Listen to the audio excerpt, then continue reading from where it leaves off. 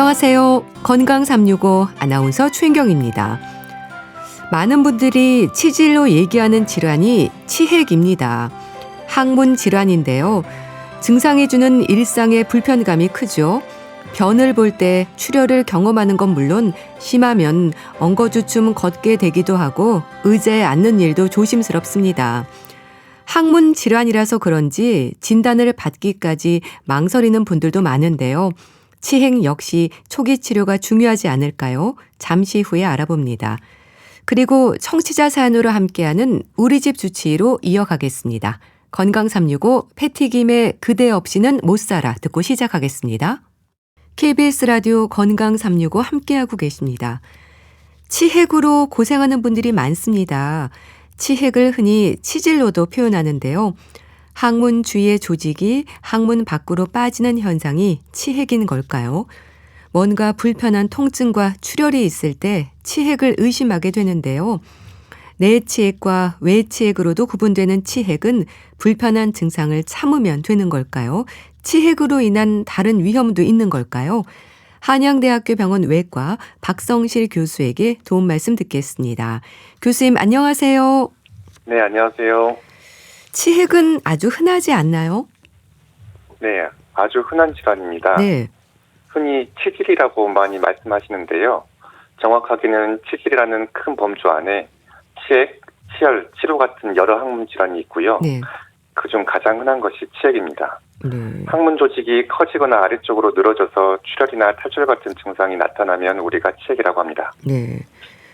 배변 습관이 문제인 걸까요? 치핵의 원인이 궁금한데요. 네, 치핵이 한 가지 원인만으로 생긴다고 보기는 어렵습니다. 여러 요인이 복합적으로 작용하는데요. 네. 특히 변비 때문에 배변할 때 반복적으로 힘을 많이 주거나 화장실에 오래 앉아있는 습관이 크게 영향을 줍니다. 나이가 들면서 항문 조직을 지지하는 결합 조직이 약해지는 것도 원인이 되고요. 네. 임신이나 비만같이 복압이 증가하는 상황도 영향을 줄 수가 있겠습니다. 네. 확실한 원인이 있다기보다는 이제 다양하고 복합적이라고 하셨는데요. 그럼 출산 후에도 치핵의 위험은 있는 건가요? 네.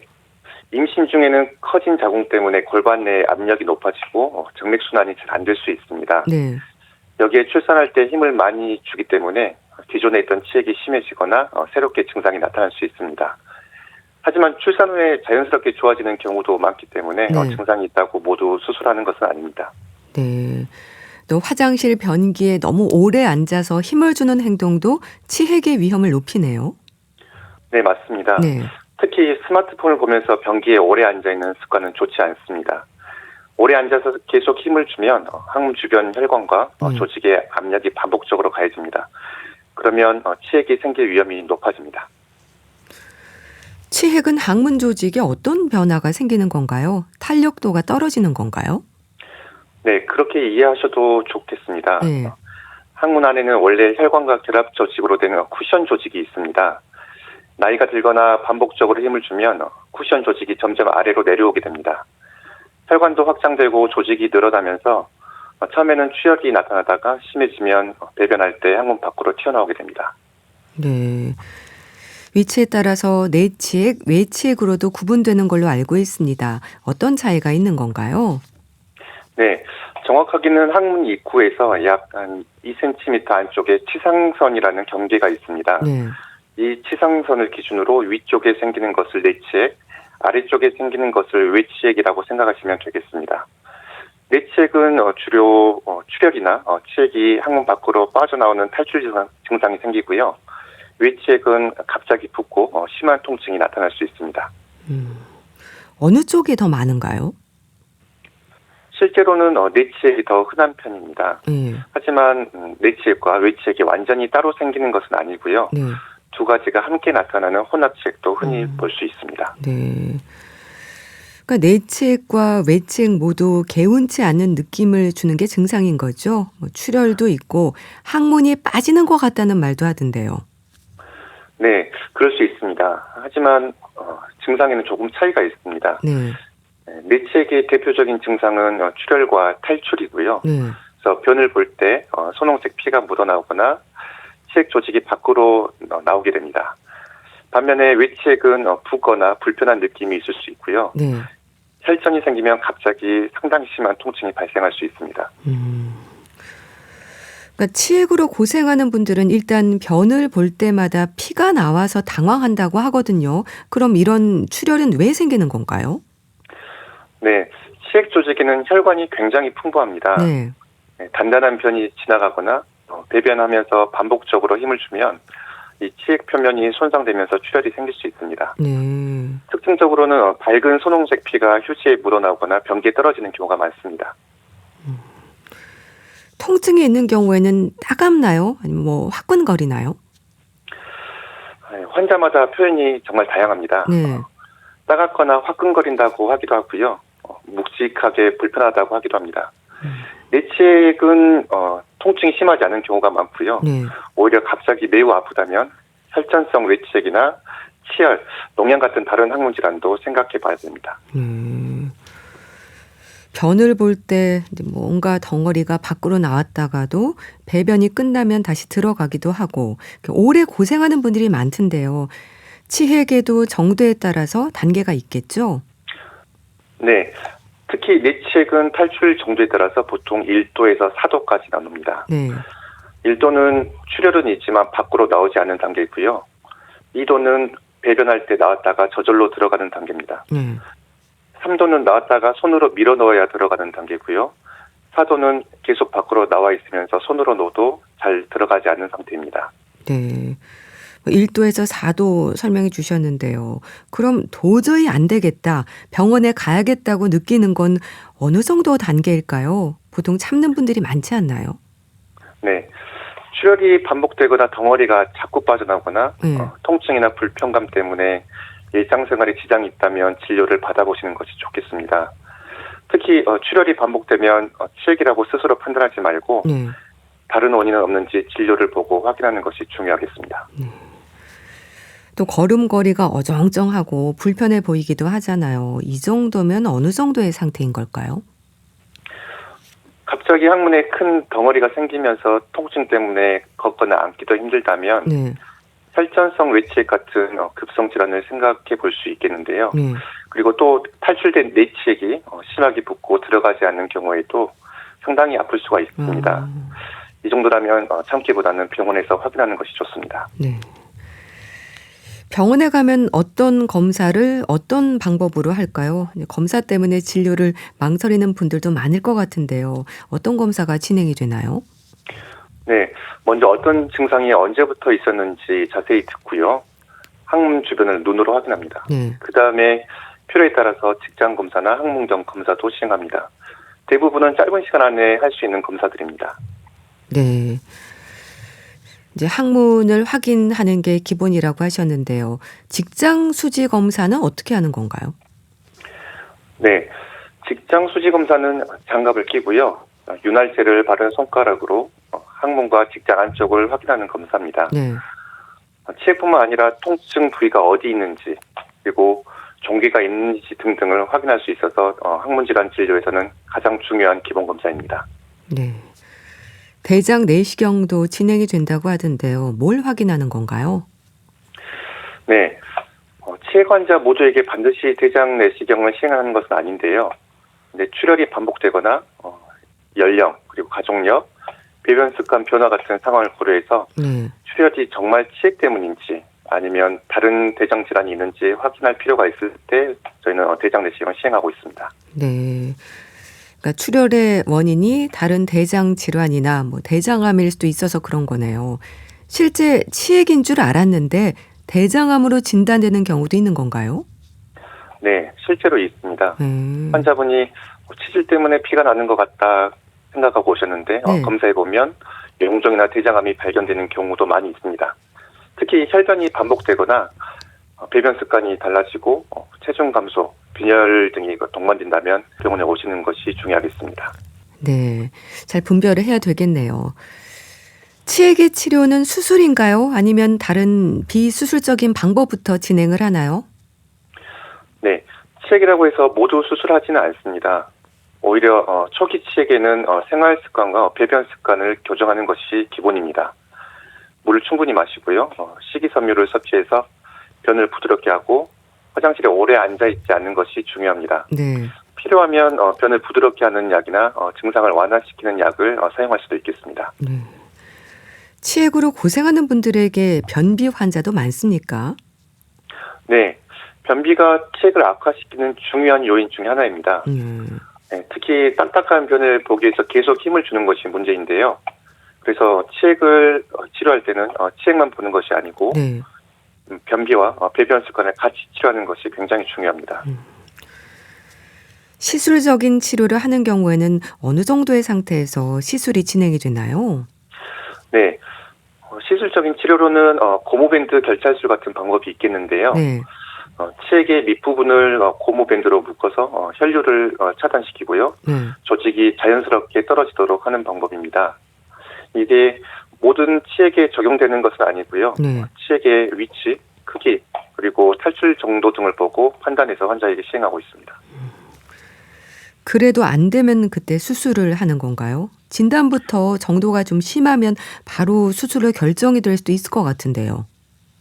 네. 생활습관 교정이나 약물, 그리고 시술 등으로도 증상이 조절되지 않으면 네. 수술을 고려하기도 하고요. 그다음에 탈출이 심한 3도나 4도 치액, 그리고 출혈이 반복적으로 있을 때, 그리고 일상생활에 상당한 불편을 주는 경우에는 저희는 처음부터 수술을 고려하고 있습니다. 그래서 진료했을 때부터 치액이 상당히 심하다면 네. 비수술 치료를 오래 거치지 않고 처음부터 수술을 권장하기도 합니다. 수술도 방법이 다양한가요? 네, 그렇습니다. 네. 치액이라고 해서 모두 같은 방법으로 수술하는 것은 아니고요. 네. 치액의 위치나 크기, 그리고 밖으로 빠져나오는 정도, 환자가 불편해하는 증상에 따라서 여러 가지 수술 방법을 선택할 수 있습니다. 네. 네, 환자분의 상태에 맞는 수술 방법을 선택하는 것이 중요합니다. 그럼 치핵을 잘라내는 건가요? 뭐 빠져나온 조직을 올려주는 건가요? 네, 둘 다 가능합니다. 네. 네, 대표적인 것은 이제 치액 절제술인데요. 네. 치액 절제술은 문제가 되는 치액 조직을 직접 제거하는 방법입니다. 네. 그리고 치액 고정술이라는 게 있는데 치액 고정술은 늘어져 내려온 조직을 위쪽으로 끌어올려서 고정해주는 방법입니다. 근데 각각 장단점이 있기 때문에 치액의 형태와 정도를 확인한 뒤에 적합한 방법을 선택하고 수술을 시행하고 있습니다. 네. 그럼 어떤 방법을 더 많이 시행을 하나요? 초반에는 저희는 이제 치액 절제술을 많이 시행했는데 네. 최근에는 치액 고정술도 점점 많이 늘어나고 있는 추세입니다. 네. 좀 치핵을 부끄럽게 생각할 일은 아닐 것 같은데요. 치핵도 초기에 치료를 시작할수록 고생을 좀 덜 하겠어요. 네, 그렇습니다. 네. 초기에는 대부분 수술까지는 가지 않고 배변 습관 교정과 식이 조절만으로도 증상이 상당히 좋아질 수가 있습니다. 네. 그래서 무엇보다 부끄러워서 병원에 늦게 오실 필요는 없고요. 네, 항문질환은 매우 흔하고 저희 입장에서는 일상적으로 진료하는 그런 질환입니다. 네. 수술 후에는 어떻습니까? 좌욕이 필수라는 말도 있던데요. 네, 좌욕은 수술 후에 통증과 불편감을 줄이고 항문 주변을 청결하게 유지하는 데 큰 도움이 됩니다. 네. 네, 특히 배변 후에 따뜻한 물로 좌욕을 하면 항문 주변의 근육이 이완되면서 통증을 많이 줄여줄 수 있습니다. 네. 그런데 좌욕을 너무 오래 한다고 해서 효과가 큰 건 아닌 거죠? 네, 너무 오래 한다고 효과가 더 좋아지는 건 아닙니다. 네. 네, 뜨겁지 않은 물로 따뜻한 물로 한 번에 약 5분에서 10분 정도로 하는 것이 적당합니다. 네. 배변 습관 조절과 이제 식이 습관 조절이 중요하다고 하셨는데요. 식습관을 비롯해서 생활 습관도 강조가 되던데 어떨까요? 네, 가장 중요한 것은 변을 부드럽게 하고 힘 주지 않고 배변하는 습관입니다. 그리고 채소, 과일, 잡곡 등 섬유질이 많은 음식들을 충분히 섭취하고요. 네. 물도 적절히 드시는 것이 좋겠습니다. 그리고 변이가 있을 때 참지 않는 것도 중요합니다. 네. 네, 화장실에서 오래 앉아 있는 습관도 피하는 것이 좋겠습니다. 네. 치핵인 분들은 매운 음식을 먹으면 항문 통증이 심해진다고 하던데요. 좀 자극적인 음식은 피하는 게 좋을까요? 네, 맞습니다. 매운 음식은 항문 조직을 자극할 수 있기 때문에 굉장히 통증이 더 심해질 수 있습니다.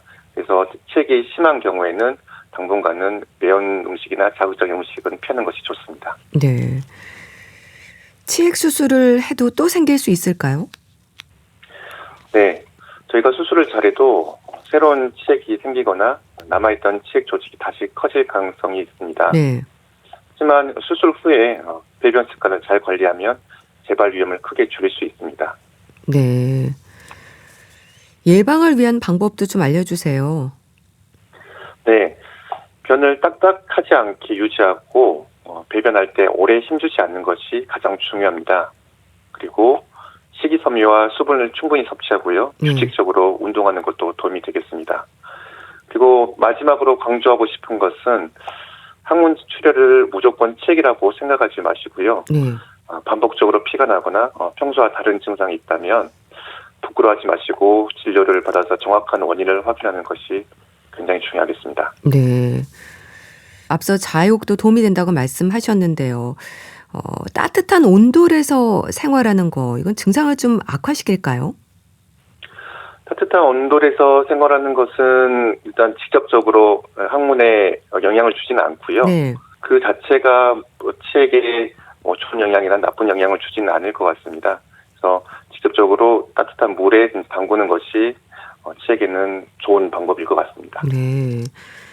치핵이 심해서 손으로 밀어 넣는 분들도 있던데요. 이건 어떻습니까? 치액이 항문 바깥으로 빠져나와 있으면 부종이나 통증이 더 심해질 수 있습니다. 네. 그래서 저희도 항문 밖으로 치액이 나왔을 때는 손으로 집어넣어서 항문 안쪽으로 넣으라고 이렇게 말씀을 드리고 있습니다. 그러면 증상 완화에 더 도움이 될 수 있습니다. 네. 하지만 무리하게 넣으려고 하면은 출혈이 발생할 수도 있기 때문에 무리하게 하지는 않고요. 일단 비눗물이나 좀 윤활제를 묻혀가지고 항문 안쪽으로 넣는 것을 저희는 권장하고 있습니다. 네. 그 항문 통증과 출혈이 있다고 해서 이제 무조건 치핵으로 생각하는 것보다는 다른 질환의 위험도 생각해 볼 필요가 있을 것 같은데요. 어떤 질환과 혼동하기 쉬울까요? 네, 출혈이 있는 경우는 저희가 생각해 볼 수 있는 대장 질환이 네. 개실에서 나는 출혈, 개실 출혈을 생각할 수 있겠고요. 그리고 또 연령이 많으신 분들은 대장암이나 직장암도 고려를 해볼 수가 있겠습니다. 그래서 연령이 많으시거나 그리고 가족력이 있거나 네. 그런 분들은 대장 내시경으로 그런 대장 질환이나 대장암을 분별해 보는 것이 중요할 것 같습니다. 네. 지금 치핵으로 고생하는 분들에게 조언을 좀 주세요. 검사 때문에 망설이는 분들도 계실 텐데요. 네. 사실 인터넷에 치액 관리에 대한 많은 정보들이 있는데요.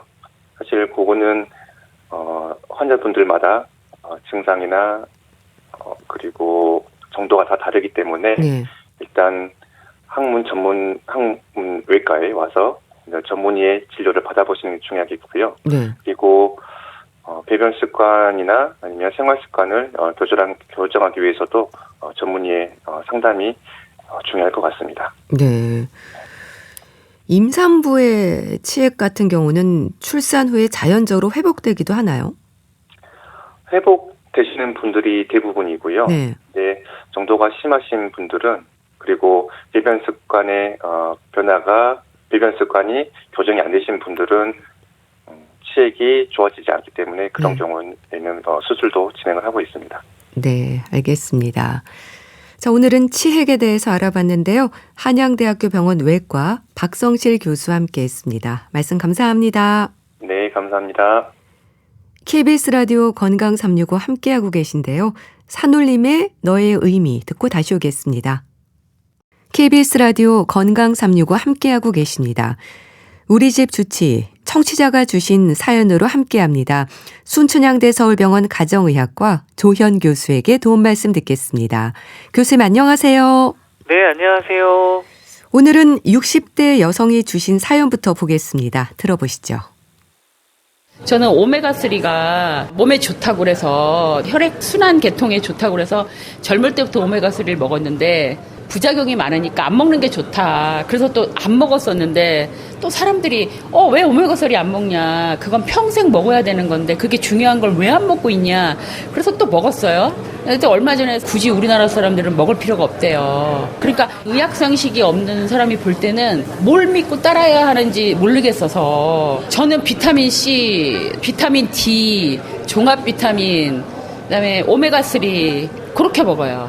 그것 때문에 효과가 막 있고 몸이 거뜬하다 그런 느낌은 안 드는데 내가 혹시 부족할지 모르니까 내가 그냥 주관적으로 판단해서 하는 거죠. 그러다 보니까 자꾸 가지수가 늘어나고 그래서 중복되는 게 또 부작용이 있을까봐 걱정이 되고 그래서 저는 제가 먹는 이제 영양제를 종이에 써서 동네에 있는 약사님한테 가져가요. 그래서 한번 좀 봐달라. 혹시 내가 뭐 중복해서 너무 과용으로 먹는 게 있거나 부족한 게 있으면 말해달라고.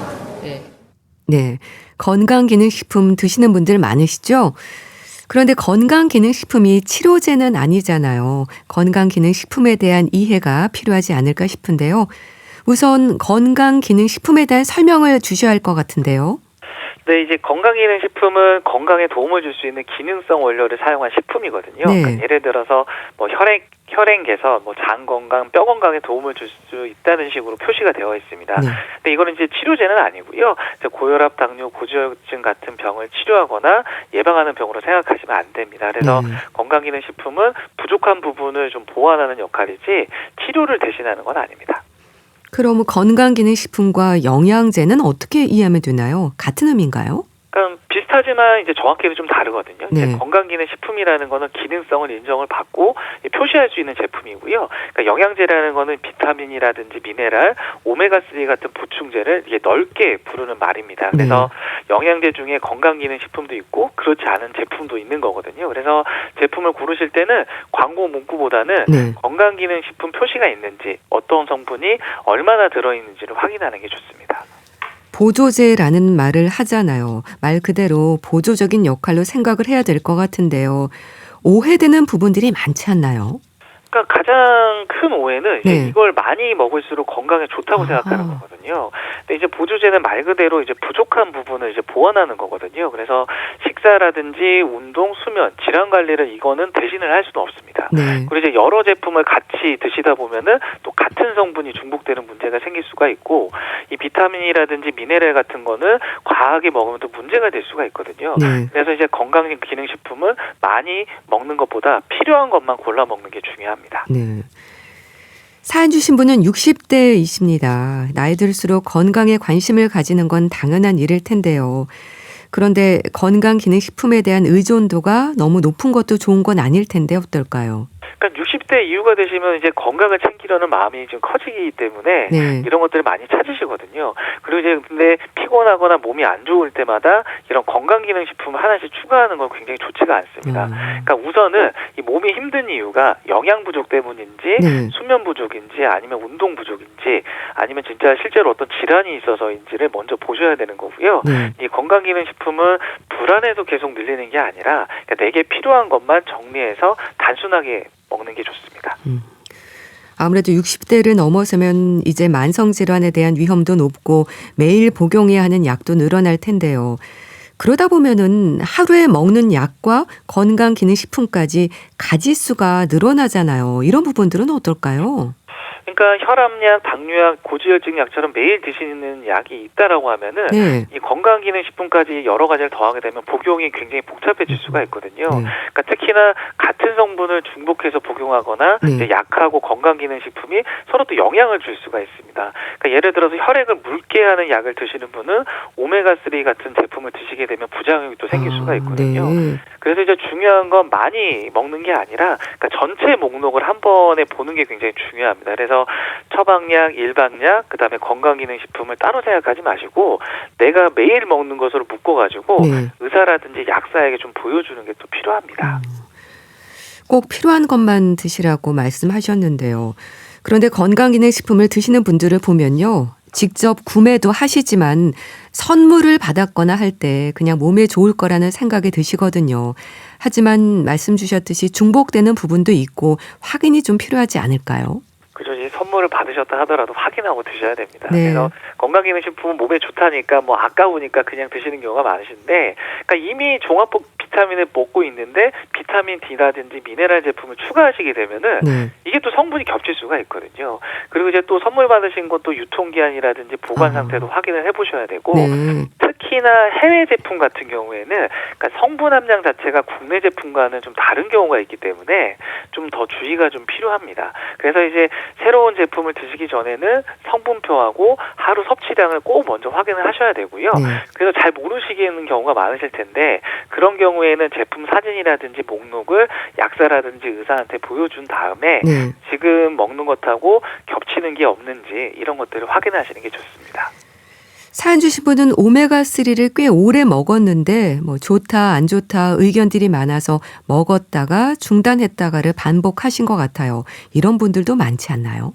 그러니까 예전에는 오메가3가 혈액순환에 좋다고 많이 드셨었고, 네. 근데 이제 요즘에는 이제 굳이 필요 없다 이런 얘기를 많이 들으셨을 거예요. 근데 이제 정리를 좀 해드리면, 그러니까 오메가3라는 거는 모든 사람들이 평생 꼭 먹어야 되는 영양제는 아닙니다. 네. 그러니까 평소에 생선을 잘 먹지 않거나 이제 중성지방이 좀 높으신 분들은 도움이 될 수가 있지만, 단순하게 내가 혈액순환을 좀 좋게 해야지 이런 생각으로 반드시 먹어야 되는 건 아닙니다. 네. 그리고 이제 오메가3 자체가 속을 좀 불편하게 만들 수가 있고, 뭐 비린 냄새라든지 설사 같은 또 부작용이 생길 수가 있거든요. 네. 그다음에 이제 또 고용량을 드시는 경우에는 또 이제 복용 중인 약과 또 확인이 또 필요한 경우가 있습니다. 그래서 오메가3라는 거는 그러니까 좋다 안 좋다로 결정해보다는 네. 내가 왜 먹는지부터 정하는 게 더 필요할 것 같습니다. 제품 목록을 의사나 약사에게 점검받는 것도 좋다고 하셨는데요. 이분은 평소 오메가3와 비타민C, 비타민 D, 종합 비타민까지 챙겨 드신다고 하는데요. 약사에게 물어보신다네요. 이렇게 확인하는 건 좋은 습관이겠죠? 아주 좋은 습관입니다. 네. 그래서 건강기능식품을 하나씩 보면 사실 별 문제가 없긴 하거든요. 근데 이제 여러 가지를 같이 이제 먹게 되면은 성분이 겹치거나 복용 중인 약과 맞지 않은 경우가 생길 수가 있습니다. 그래서 예를 들면 종합 비타민을 드시는 분은 그걸로 끝내시면 되는데, 네. 여기에다가 여러 가지 비타민이라든지 미네랄을 추가하기 때문에 이게 너무 과용량으로 드시는 경우가 많으시거든요. 그래서 이럴 때는 내가 먹는 제품들을 한 목록에 적어가지고 네. 약사라든지 의사에게 보여주는 건 굉장히 좀 좋은 방법입니다. 그래서 이런 것들을 다 적으신 다음에 병원이나 약국에 가셨을 때 한 번씩 확인받는 게 좋습니다. 건강기능식품을 오래 드시면서 몸의 변화가 느껴지는 건 아니지만 혹시 부족한 부분이 있을까 봐 챙겨 먹는다고 하는데요. 어떨까요? 사실 부족한지 아닌지는 느낌만으로 알기는 어렵거든요. 네. 그래서 사실 피곤하다고 해서 꼭 비타민이 부족한 것도 아니고, 그다음에 이제 영양제를 먹는다고 해서 몸이 바로 막 가벼워지는 것도 아니잖아요. 그렇죠. 그런데 이제 비타민 D처럼 네. 혈액 검사로 확인할 수 있는 항목들도 있으시고요. 그다음에 식사 습관을 이렇게 체크해 보시면은 부족할 가능성을 좀 짐작할 수 있는 경우는 있습니다. 네. 그래서 이런 경우에는 좀 부족하다거나 부족할 것 같은 영양제를 좀 드시면 되겠지만, 그냥 막연하게 내가 이건 좀 부족할 것 같아 라는 불안 때문에 하나씩 늘리시는 거는 좋지 않을 것 같습니다. 아무래도 식사를 챙기는 게 우선일 텐데요. 균형 잡힌 식단이 부담스러워서 건강기능식품으로 대체한다는 분들도 있거든요. 이 부분에 대해서도 조언을 주신다면요. 그러니까 사실 이 식사가 너무 부실한 상태에서 영양제만 늘리는 건 좋은 방법은 아닙니다. 네. 그러니까 이제 음식에는 이제 비타민이나 미네랄만 있는 건 아니고요. 그러니까 단백질, 식이섬유, 좋은 지방 여러 가지 영양소가 함께 들어 있거든요. 네. 그래서 이런 밸런스 균형은 알약 몇 개로 대체하기는 어렵습니다. 그래서 이제 우리가 식단에 대해서 너무 거창하게 생각하시는 경우가 많으신데, 사실 매 끼니마다 단백질 반찬을 좀 챙기시고요. 네. 채소를 거기에 조금 더하고 생선이라든지 콩류 이런 걸 적절히 넣기만 해도 굉장히 좀 균형 잡힌 식단이 되기 때문에 네. 이런 식단을 기본으로 하시면서 조금 부족한 부분을 보완하는 역할로 건강기능식품을 선택하시는 게 좋습니다. 사연 주신 분은 건강기능식품의 가짓수가 점점 늘어난다고 하는데요. 이 부분에 있어서도 자녀분들도 그렇고 살펴야 하는 부분은 없을까요? 그러니까 자녀분들이 한 번씩 좀 정리해 주시면 좋으실 것 같고요. 네. 그다음에 이제 선물 같은 경우는 너무 건강기능식품을 많이 좀 안 해주시는 것도 좋으실 것 같습니다. 네. 그러니까 이제 부모님 세대 같은 경우는 뭐 선물도 많이 받으시고 뭐 이 TV라든지 인터넷에서 좋다고 들은 것들을 막 추가를 하시거든요. 네. 그럴 때는 이거 다 드시지 마세요 말하시기보다는 지금 드시고 있는 제품을 한 곳에 쭉 모아놓고 그 성분이라든지 복용 횟수를 같이 확인해 보시는 게 좋거든요. 근데 이런 부분이 조금 어려울 수가 있기 때문에 네. 부모님이 이제 드시는 약과 함께 건강기능식품 목록도 같이 적어가지고 병원이나 약국에 같이 가셔가지고 보여드리면 잘 정리가 또 될 것 같습니다. 네. 자, 이제 다음 사연도 들어보시죠. 70대 여성이 주신 내용입니다. 저는요, 대상포진 그 주사 맞는 거가 좀 궁금해서요. 그 영구적으로 맞는다는 이야기도 있고 1차, 2차도 있다는데 저는 아직 그걸 안 맞았거든요. 주위에서 친구들이 1차 맞고 2차도 맞았다는데 대상포진이 왔어요. 근데 조금 수월하게는 간대요. 그래도 저도 이제 70 넘다 보니까 그런 게 좀 궁금하고 저가 아직 맞질 않아서 어떻게 했으면 좋을까? 맞을까?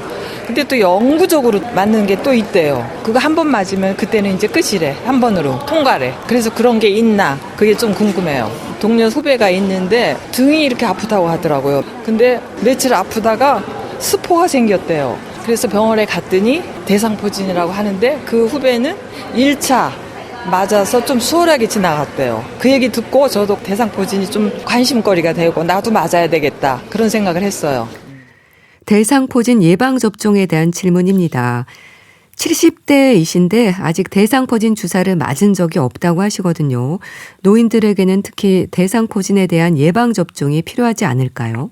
그러니까 70대라면 대상포진 예방접종을 고려하시는 게 좋습니다. 네. 대상포진은 나이가 들수록 발생 위험이 높아지고 이 병이 지나간 뒤에도 통증이 오래 남는 대상포진 후 신경통이 문제가 될 수가 있거든요. 네. 그래서 예방접종을 하시게 되면은 발생 위험도 굉장히 좀 줄일 수가 있고 그다음에 걸렸다고 하더라도 심한 통증이나 후유증 위험을 낮추는 데 도움이 되기 때문에 네. 본인에게 맞는 백신과 접종 일정을 확인하시면 좋을 것 같습니다. 대상포진을 생각하면 극심한 통증이잖아요. 어떤 상태인 건가요? 그러니까 대상포진은 피부에 물집이 생기는 병처럼 보이긴 하지만 네. 실제로는 이제 신경을 따라 생기는 바이러스 질환이거든요. 그러니까 이런 거는 이제 바이러스가 몸속 신경에 숨어 있다가 면역력이 떨어질 때 다시 활동하면서 생기게 되는데 네. 이럴 때는 이제 피부가 굉장히 따끔거리고 화끈거리면서요. 신경통이기 때문에 칼로 베는 듯한 통증이 생기게 됩니다. 그러니까 통증이 심한 이유도 신경이 자극되면서 굉장히 심한 통증이 생기게 됩니다. 사연 주신 분의 지인은 등으로 대상포진이 온 것 같은데요. 발생 부위도 다양하죠. 그러니까 대상포진은 몸 어디든 생길 수가 있거든요. 네. 가장 흔한 곳은 가슴, 등, 옆구리 같은 몸통 부위고요. 한쪽 등이나 옆구리가 먼저 아프다가 이 물집이 올라왔다라면 이제 의심을 할 수가 있습니다. 그리고 이제 팔다리, 목에도 생길 수가 있고요. 네. 얼굴이나 이제 눈 주변에 생기는 경우도 있습니다. 근데 특히 이제 눈 쪽에 생긴 대상포진은 이게 시력 문제하고 또 이어질 수가 있기 때문에 네. 생겼다라고 하면 굉장히 빨리 좀 진료를 받으셔야 됩니다. 면역력이 좀 떨어지면 생긴다고 하셨는데요. 대상포진의 원인이 뭔가요? 면역력이 강조되는 질환이지 않나 싶은데요. 대상포진은 이제 수두를 일으키는 바이러스가 원인이거든요. 네. 그래서 어릴 때 수두를 앓았거나 수두 바이러스에 노출이 되게 되면은 그러니까 바이러스가 이제 몸속 신경에 이제 숨어 있다가 나중에 이제 면역력이 떨어지게 되면 다시 활동을 하게 됩니다. 네. 그러면 대상포진이 생기게 되는데요. 그러니까 나이가 들거나 과로하셨거나 어떤 큰 스트레스를 받으셨거나 면역력이 떨어지는 상황에서 위험이 높아지게 됩니다. 그래서 대상포진은 면역 상태와 관련이 깊은 신경 피부 질환으로 이해하시면 될 것 같습니다. 대상포진 예방접종이 도움이 된다고 하셨는데요. 그런데 또 대상포진 예방접종을 했다고 해서 대상포진의 위험에서 완전히 벗어날 수 있는 건 아닌 거죠. 네, 맞습니다. 예방접종을 했다고 해서 대상포진을 100% 막을 수 있는 건 아닙니다. 네. 근데 이제 예방접종이라는 거는 대상포진이 생길 가능성을 굉장히 좀 크게 줄여줄 수가 있고요. 특히 나이가 들수록 더 문제가 되는 거는 대상포진보다는 대상포진 다음에 오는 신경통이거든요. 네. 이거의 위험을 낮추는 데 도움이 될 수가 있습니다. 그래서 맞으면 절대 안 걸린다가 아니라 걸릴 위험과 심하게 앓을 위험을 줄인다라고 이해하시는 게 정확할 것 같습니다. 네. 그러니까 사연 주신 분도 지인의 경험을 말씀 주셨지만요. 발생 위험도 줄여주지만 혹시 대상포진에 걸렸다고 해도 증상을 수월하게 지날 수 있다는 정도로 이해하면 될까요? 네, 그렇게 그렇게 이해하시면 될 것 같습니다. 그래서 대상포진 예방접종이라는 거는 대상포진 자체를 예방하는 효과도 있고요. 만약 걸리더라도 심한 통증이라든지 오래가는 신경통으로 이어질 가능성을 줄이는 데 도움이 되는 겁니다. 그래서 사연자분 지인처럼 접종 후에 대상포진이 생겼지만 비교적 수월하게 지나갔다고 느끼는 경우가 있을 수가 있거든요. 근데 이제 다만 여기에도 개인차가 있을 수가 있기 때문에 그러니까 접종만 믿으시고 생겼는데 치료 안 하고 내버려 두시는 건 또 안 됩니다. 예방접종 방법에 대해서도 질문을 주셨습니다. 백신의 종류가 많지 않나요? 그러니까 예전에는 한 번 맞는 대상포진 백신도 많이 사용을 했는데 요즘은 예방 효과가 좋은 재조합 백신을 주로 이제 말씀을 드리거든요.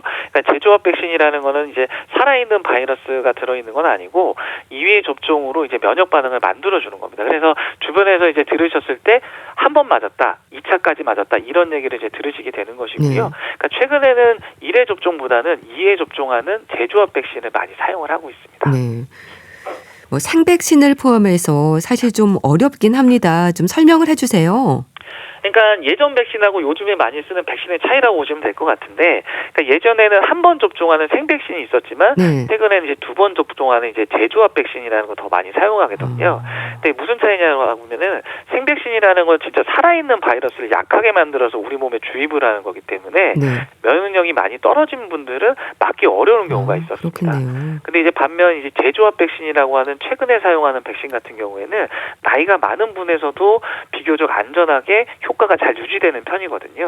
그래서 이제 최근에는 이 2회 접종하는 재조합 백신을 많이 사용을 하고 있습니다. 근데 본인의 면역 상태라든지 복용하고 계시는 약이라든지 이런 것들에 따라서 접종 여부라든지 시기는 조금씩 달라질 수가 있습니다. 네. 뭐 재조합 백신으로 2회 접종의 방식이 대부분이라고 하셨는데요. 그럼 1회 접종 후에 어느 정도 간격으로 두 번째 접종을 하는 건가요? 그러니까 보통 1차 접종하신 다음에 2개월에서 6개월 사이에 2차 접종을 하게 됩니다. 그러니까 예를 들어서 1차를 오늘 맞았다라고 하면은 대개 2달 뒤부터 6달 안에 두 번째 접종을 완료하시면 되거든요. 그래서 이제 너무 복잡하게 생각하지 마시고 1차 접종을 하실 때 의료기관에서 이제 2차 접종을 거의 같이 잡아주는 경우가 많거든요. 그러면 그 시기를 놓치지 않고 2차 접종까지 완료를 하시게 되면은 예방 효과를 높이는 데 굉장한 큰 도움이 됩니다. 1회 접종 후에 뭐 2개월에서 6개월 사이에 2회 접종을 하면 된다고 하셨는데요. 1회와 2회 사이의 간격은 좀 개인차가 있는 건가요? 이게 면역 저하가 있으시거나 아니면 지금 항암 치료라든지 면역 억제제 치료처럼 앞으로 이제 면역 상태가 좀 달라질 가능성이 있는 분들은 일정이 조금 수정될 수가 있습니다. 그러니까 이런 경우에는 조금 더 짧은 간격으로 접종을 마치는 게 이제 필요한지 이런 것들을 이제 판단을 하게 되거든요. 그리고 이제 반대로 2차 접종이 좀 늦어지는 경우도 있을 수가 있는데 이럴 때는 당황하지 마시고 처음부터 맞으시는 건 아니니까 2차를 이어서 그냥 맞으시면 되게 됩니다. 그래서 일반적인 기준은 2개월에서 6개월 사이지만 개인 상황에 따라서는 조정이 좀 가능하다라고 생각하시면 됩니다. 그런데 또 그렇게 예방접종을 했다고 해서 평생 다시 안 해도 되는 게 아니잖아요. 이 부분을 궁금해하는 분들이 많던데요. 사실 아직 정기적으로 몇 년마다 다시 맞으라고 정해진 이 기준은 없습니다. 근데 이제 아직 우리가 2차 접종까지 완료를 한 경우에는 최소한 80살 이상까지는 이제 면역이 유지된다고 저희가 연구가 좀 되고 있거든요. 근데 이제 실제적으로 백신의 효과가 얼마나 유지되는지에 대한 연구는 지금 계속되고 있기 때문에 앞으로 좀 권고가 바뀔 가능성은 있지만 현재로서는 2회 접종을 완료한 경우라고 하면은 추가 접종을 권하지는 않고 있습니다. 대상포진의 위험이 통증뿐 아니라 대상포진 후 신경통과 같은 후유증도 걱정입니다. 대상포진의 예방법이랄까요? 일상에서 신경 써야 하는 부분도 짚어주세요. 그러니까 일상에서 충분한 수면, 과로를 줄이기, 만성 질환을 잘 관리하는 게 도움이 될 수가 있을 것 같은데 이런 관리만으로 이제 대상포진을 완전히 막을 수는 없습니다. 그래서 대상포진 같은 경우는 가장 중요한 방법이 예방 접종이기 때문에 나이가 50세가 넘으셨거나 특히 이제 70대라고 하시는 경우에는 우선적으로 예방 접종을 좀 고려하시는 게 좀 좋으실 것 같고요. 그다음에 한쪽 피부가 이유 없이 따끔거리고 화끈거리고 물집이 생긴 경우에는 대상포진일 가능성이 높기 때문에 이럴 때는 또 빨리 병원에 가서 치료를 받으시는 게 좋을 것 같습니다. 네, 잘 들었습니다. 청취자 사연으로 함께한 우리 집 주치 순천향대 서울병원 가정의학과 조현 교수와 함께했습니다. 감사합니다. 네, 감사합니다. 이문세의 세월 보내드리면서 인사드릴게요. 오늘 방송은 KBS 콩 유튜브 채널로도 다시 들으실 수 있습니다. 건강365 아나운서 최인경이었습니다. 고맙습니다.